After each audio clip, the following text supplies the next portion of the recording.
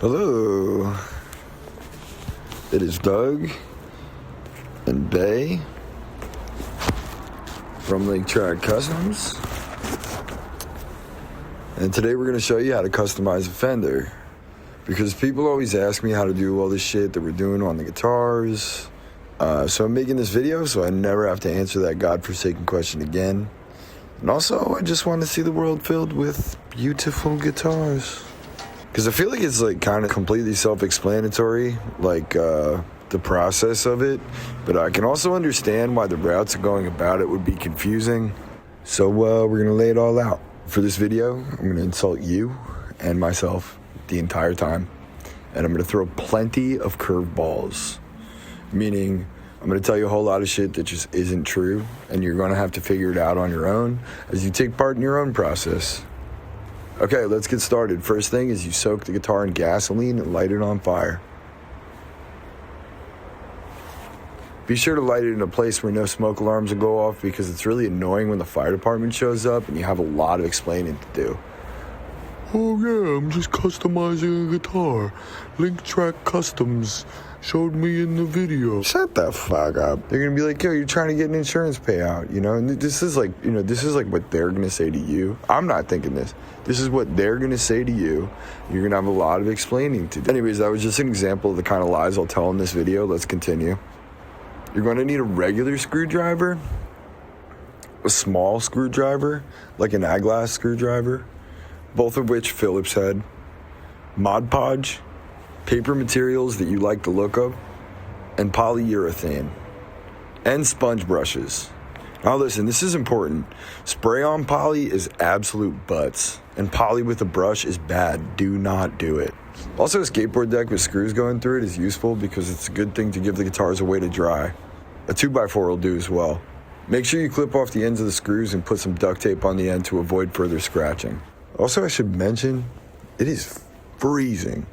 It is so fucking cold in our workshop right now. I don't even know if I'm allowed to curse in this video. So if they bleeped out that last word that I said, then I just want to make it clear that I am actively being censored and they are trying to silence me. But yeah, that's why we're dressed this way. It's not a fashion statement or anything. I ain't trying to look slick. It's just what I had on deck. Yeah, it's just for survival. Yeah, I just don't want my face to fall off. The sunglasses, though, are totally a fashion statement. This was just shit that was laying around the workshop. Okay, the main reason this is a quote-unquote... Come on. Don't you know who Fender is? You're making me look bad. The main reason this is a quote-unquote Fender video is because they gave me this one to customize and raffle off. So, yeah, they fuck with me. But, we're just in the talking stage. I don't think, there's nothing set in stone or whatever. I don't know what the future holds, Call me, Fender. Call me anytime. But that all being said, I should also mention that I'm the most familiar with Fenders. And I ain't just saying this because it's a Fender video or whatever, but honestly, I love the range that they got in production. High jangly tones with a Telecaster. Smooth tones with a Jazz Master.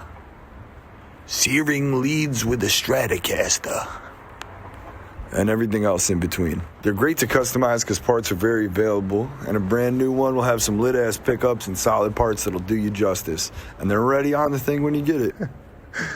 God, I sound so fake. I should have never agreed to do this video. But for real, I really love Fender guitars. Whatever. Call me whatever you want. I love Fender guitars. If they're going to give them to me, I'm going to be nice. I'm going to tell the truth about how I feel with that. Would I do a sponsorship video for some shitty company I don't like? No. Well, I don't know. Maybe if it was for $1 billion. But I want to be really clear about this. This process that I'm about to describe is not exclusive to Fenders. Any old guitar will work. Anyways, this is a brand new Strat they gave me to fuck up and raffle off. So this process will be following me doing a brand new one. But if you're salvaging a junk guitar like I frequently do, you'll probably need to upgrade quite a few things. If you found it sitting for what must be a long time in a weird place, or it has seen a lot of the darker corners of your life, or you've moved around a lot and just neglected to care for it, well, then keep an eye out for these things. Usually the bridge is shit, the pickups are bad, the nut goes bad, and the tuning knobs are real wobbly. All these things simply get worse the longer it sits or simply exists. And if you're about to customize a trash guitar that you found, you would really benefit from upgrading all of these parts just for longevity, durability, playability. But yeah, these things just fall apart. It's called the law of entropy. Look it up.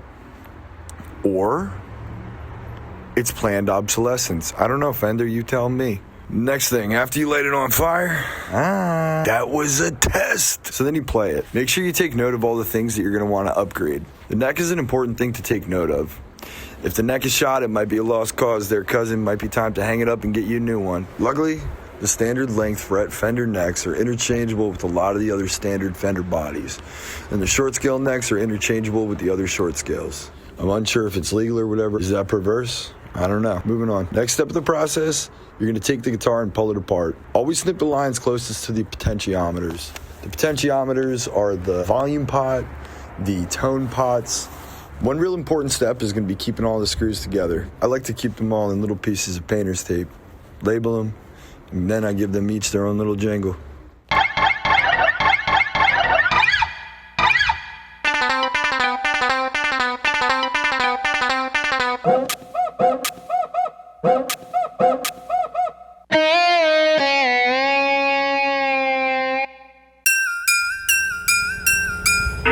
Alright, fourth thing after playing it is you're going to feed it. Usually like ho-hos or oatmeal cream pies. Here I'm using Twinkies, but it don't got to be name brand, just needs to be sugar. Alright, after it's well fed and butt naked, you're going to chop up your visuals and arrange them on the guitar, just to get a general idea of what you want and where it's going to go. This is important though, so listen. You don't want to start with the decoupage until you have all the paper materials chopped up and you know where they're going to go. Cutting up your paper design with an open decoupage and a wet sponge is just a disaster waiting to happen, and I've learned this one the hard way. Anyways, moving on. So then you're going to take a piss. Deep breath. There's no going back after this next part. You better be fucking ready and fucking prepared. I'm just kidding. It's not that big of a deal. You already lit this fucking thing on fire, right? That was a test. Okay, so applying the decoupage is interesting. You don't need to strip the paint off. You don't need to sand it off. You could just decoupage the paper right on top of the paint and it'll be fine. Believe it or not, completely fine. So yeah, just skip that step. You don't got to do extra. Work smarter, not harder. I always apply it to the side of the paper that will show first, like the outside, and then the side that will be applied to the guitar after, because I want the paper to be malleable and liquid-like. Yeah, you figure out what the hell that means. I don't even know what I'm talking about. Smooth it out over the edges and shit. It'll definitely bubble up and have some texture. This is normal, and honestly why I think this process is cool in the end. So, just let the mistakes in. Let's just take a deep breath and embrace the mistakes. You feel that? That's called acceptance. That's growth. I'm proud of you, my G. All right, if you cover the screw holes with decoupage paper, one thing that helps is using a low E string, just so you know where they go later when you're going to be putting the screws back in. Decoupage the back first. I mean, you can do it whatever way you want, but after about 8 hours drying time, you can flip it over safely. But try not to let the screws scratch away at your shit. Coming up is the craziest and perhaps most important part. But first, you're going to want to soak all the screws in olive oil. Just listen to that beautiful song.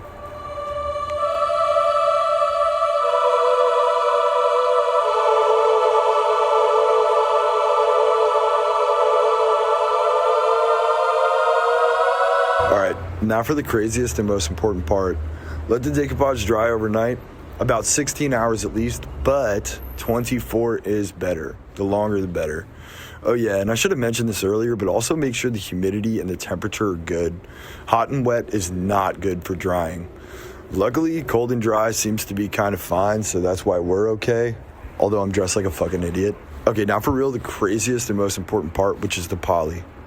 Make sure it's really dry and cool looking first. And then you're gonna wanna stir the poly.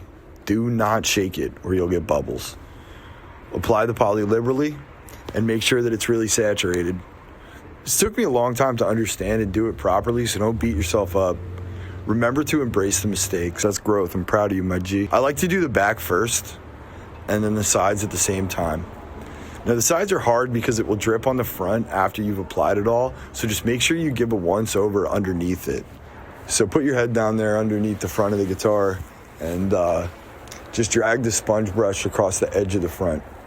You just want to drag it across the edge. You just want to, on the edge, you just want to be edging. Let this dry for 6 hours. Apply another coat, and then let that second coat dry overnight.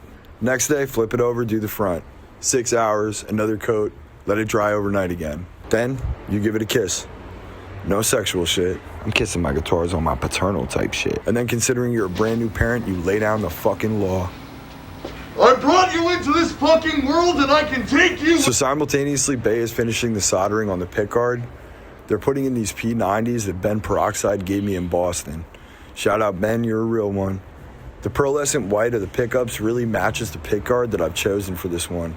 And with the decoupage, maybe it'll look good. I think it'll look pretty good. We'll see. Then you reassemble it all. Bay usually does a setup and make sure that the neck is sitting pretty. I want to make this clear though, I really only stress the cosmetics in this tutorial. All the upgrades and soldering and all that shit could be a different video. I don't know. Ask Fender or some shit. Tell them that you like us and that we're cool. Wait, actually, yeah, don't do that. All right, well, thanks for sitting through the whole video. Even though it took me like 12 minutes just to explain how to decoupage and polyurethane a guitar body, I hope you got something out of it. Thanks to Fender for asking me to do this.